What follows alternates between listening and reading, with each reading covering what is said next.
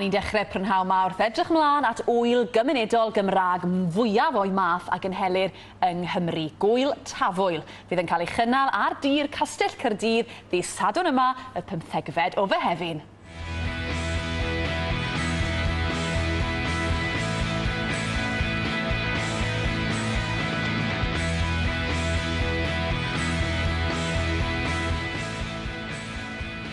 Ac yma I sôn am y digwyddiad mae Angharad menter Caerdydd sy'n gyfrifol am yr ŵyl. Angharad, croeso ato ni. Diolch yn fawr, pnawn da. Wel, dros 10,000 o ymwelwyr wedi dod trwy'r gatiau llynedd, felly mae'n argoeli'n dda ar gyfer leni. Odyn, fi'n credu mae'r amser wedi dod nawr a ni jyst yn edrych mlaen a gobeithio gewn ni gymaint yna o bobl, os nad mwy falle leni gewn ni weld. Achos mae'r ŵyl wedi esblygu dros y blynyddoedd, achos yr 8fed ŵyl yw I eleni. Felly cer nôl â ni I 2006, achos oedd hi ddim yn cael ei chynnal ar dir Castell Caerdydd pryd ni. Dyma'r 8fed, yr ail yn y castell, dyma'r ail drwy ni symud Tafwyl fyna. Ond nath e ddechrau fel ŵyl fach cymunedol yn Hafarn y Mochyn Du yn y ddinas.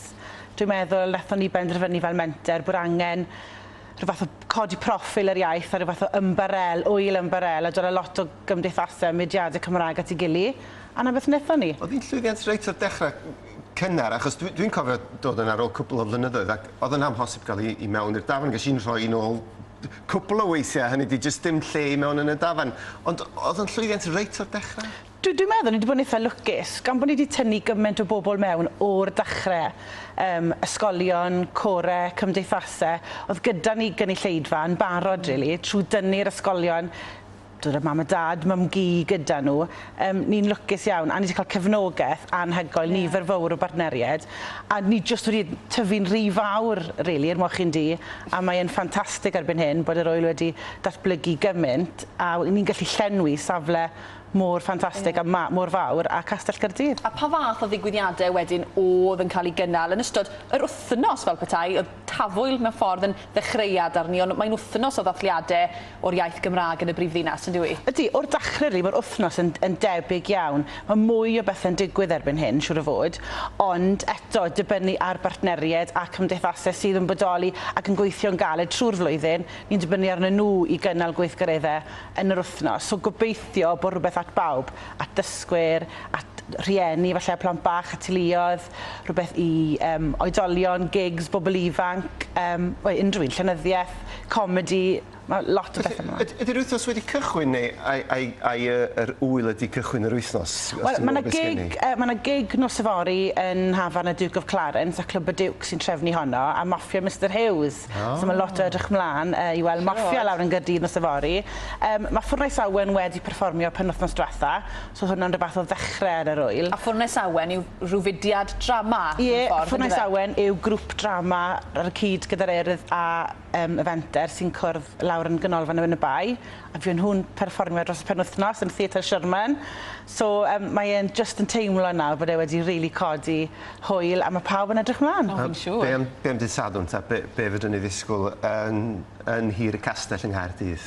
Wel, mae lot fa, mae bron yn amhosib I esbonio pob peth sy'n mynd I fod yn digwydd. Blas I ni. Blas. Wel, mae ar agor I ddechrau rhwng 11 y bore a 9 y nos. Mae'r oriau wedi ymestyn o llynedd mwyn treial ffitio mwy o bethau mewn a cael mwy o bobl.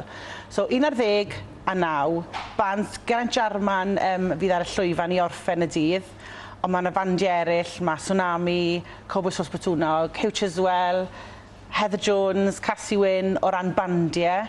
Mae yna llond lle o ysgolion yn cymryd rhan. Mae yna sesiynau llenyddiaeth yn y babell llenyddiaeth, sesiynau ddysgwyr yn y babell dysgwyr. Mae yna bake-off, ni'n cynnal bake-off am y tro cynta leni. Ie, Bryn Williams, da chi llynedd, fi'n cofio. Ie, so mae bake-off leni, bydd Elliw Gwawr pan y dychagen, bydd yn berniadu, Drian a hi, mae rhyw 100 o bobl wedi cofrestru I gystadlu. So lot fawr o gocennau.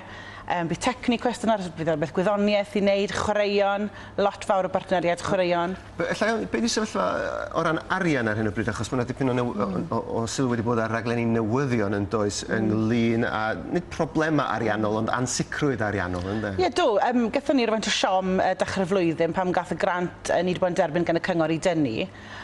Ond mae'r ŵyl yn mynd yn ei blaen, ni'n falch iawn, a hefyd mae'r ŵyl yn barhau fod yn ŵyl bydd am ddim. So fi ddim pobl yn gofod talu iddo mewn, a mae hwnna'n bwysig iawn i ni.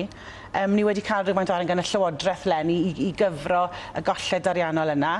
Ond mae'r cyngor chwarae teg yn rhoi'r castell i ni fel lleoliad. Felly ni yn cael cefnogaeth, ond dwi'n credu mae rhaid i ni barhau am y dyfodol, parhau i geisio gofyn am arian a gobeithio cael cefnogaeth yn y dyfodol. Ac wrth gwrs, os ddawna ddegau o filoedd o bobl, mi fydd o'n arwydd i'r cyngor, i'r Llywodraeth ac i bawb arall. Byddai'n anodd yn nhw na. Yn union. A chi yma o hyd. Ydy yma o hyd ac yn edrych mlaen, yn gobeithio i weld dim jyst pobl o Gaerdydd, pobl o dros Gymru gyfan, dwi'n meddwl. Mae bysiau yn dod o bob man i ni glywed, felly ni jyst yn edrych mlaen. Wel, o'n i'n all yna a wedi'n byrlymu, yn dod i. So, bach o heilwen nawr a fyddwch chi'n iawn. Wel, mae rhagolygon yn braf. Ydy, edrych yn so, dda. ewch i'r wefan, Facebook, Twitter, a jyst gweld beth sy'n mlaen, a gobeithio gweld chi gyd dros Pob lwc i chi, Angharad, a diolch i ti am dy gwmni.